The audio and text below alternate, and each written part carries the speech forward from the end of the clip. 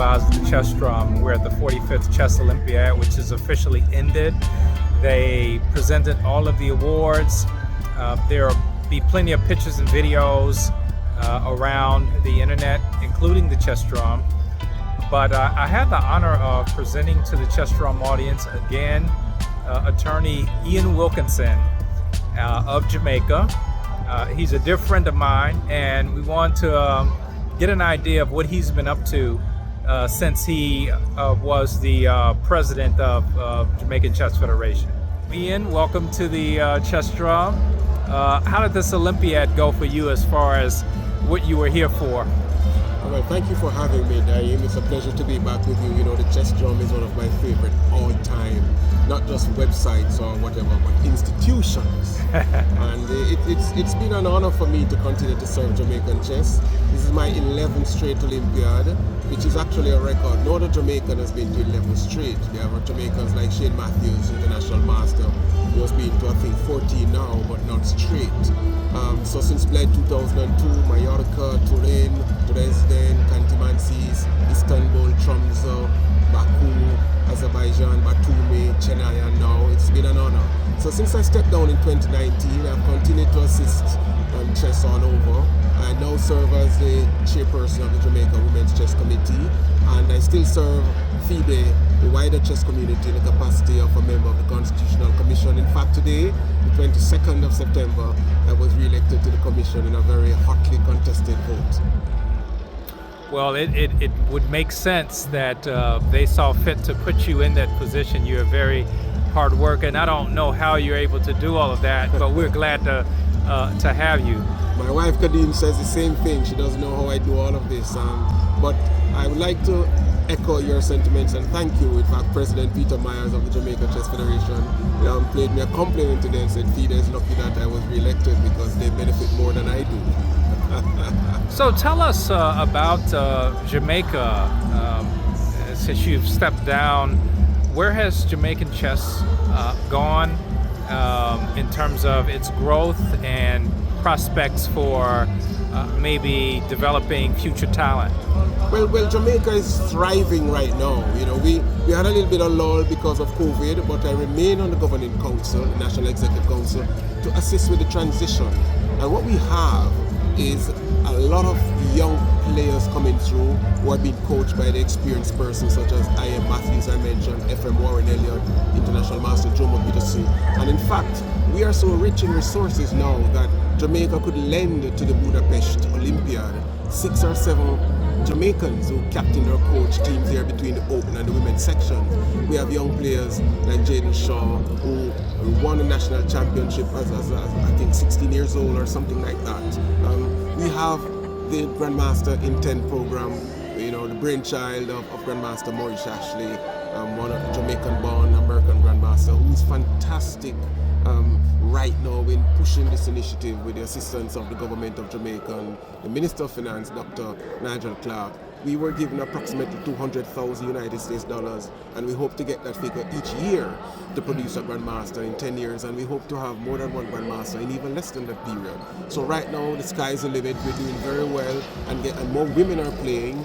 We have Rihanna Brown, who played here for the women's section, who did so well back home. She did well here, but she did so well back home. She's winning open tournaments ahead of seasoned players, including masters. So it's a very, I won't call it the golden era because the golden era has gone, and some will say the golden era is still to come, but we're doing exceptionally well right now. So this being your 11th Olympiad, you've seen a lot of growth in players, not just in Jamaica, but in general.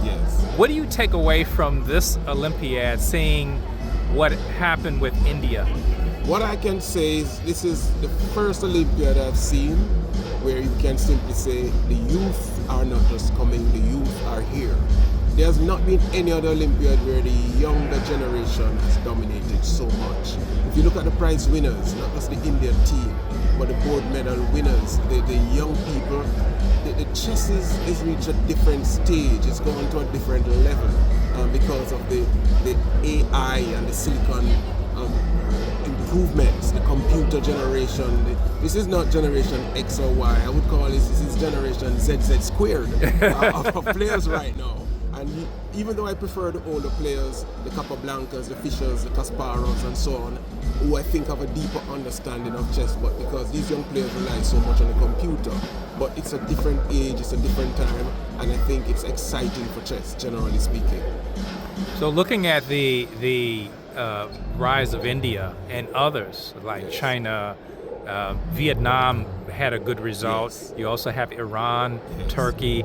So there's talent that's sprouting up all over the place. What lessons can you take back to Jamaica in terms of what you see here?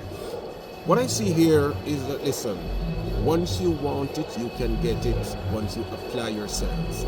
People like Gukesh and Erigaisi, who are the outstanding players from India, both 1 and 2 in the home section. Youngsters like Bismuth from the female team. These are youngsters who work. They have a passion, but they do an enormous amount of work. And they believe. So you have the talent, but talent in and of itself is not enough. You have to nurture it, you have to work. The Michael Jordans, the Muhammad Alis, the Messis, the Peles, the Ronaldos, they all have talent, but they nurture it and they work incredibly hard. So what I take from this is to my Jamaicans, listen, we are amateurs. We have to decide how much do we really want this, how much do we want to compete so that we leave an excellent impression. Jamaica did well. We are the top English-speaking Caribbean team in both the open and the women's sections. Today in the final round, coincidentally, we played Kenya in both sections and we had good wins. 3-1 for the women and 4-0 for the men. But we need to finish in the top 50, just like the Grandmaster teams. And I would encourage our players to just apply themselves a bit more and to start much earlier, and the sky's the limit. Well, switching gears just slightly, and I know we're going to have to let you go. You have a bus to catch, but in terms of your capacity as far as the commission, what are some of the things that you see going forward that FIDE needs to improve in terms of its overall administration of its members? FIDE needs to get more persons who are qualified and capable in various positions and not support people because of political allegiance or affiliation. So these commissions, for example, the Constitutional Commission and the Ethics Commission on which I worked for 8 years, and the Vladimir Kramnik vessel Interpol of Toiletgate case as one of our celebrated cases. These commissions need professionals, people who are impartial, people who are dedicated, and which will strengthen the reputation of the International Chess Federation. We need, the Constitutional Commission is critical. I had the pleasure of working on the charter, which was passed in Abu Dhabi in 2020, just before COVID hit. And we need to strengthen our rules. There are many rules and there are many gaps which now need to be honed, tightened, strengthened, so that there are no doubts as to what the legislation is, what the rules are, so that individual players, administrators, federations, continents will know what is expected of them, and that we raise the bar to a level where FIDE is one of the most respected international organizations, not just sports, but organizations, period. So I think the commissions have work to do to lay the foundation on which we can build going forward. Well, thank you, Ian. It's always a pleasure seeing you and talking to you. I have to get to Jamaica and meet your wife, and then you have to show me around. Like, this time it won't be for a few days. It'll be for a couple of weeks. We look forward to welcome you. My wife Kadeen. I bless her so much because without her I could not have been here. We have a young daughter,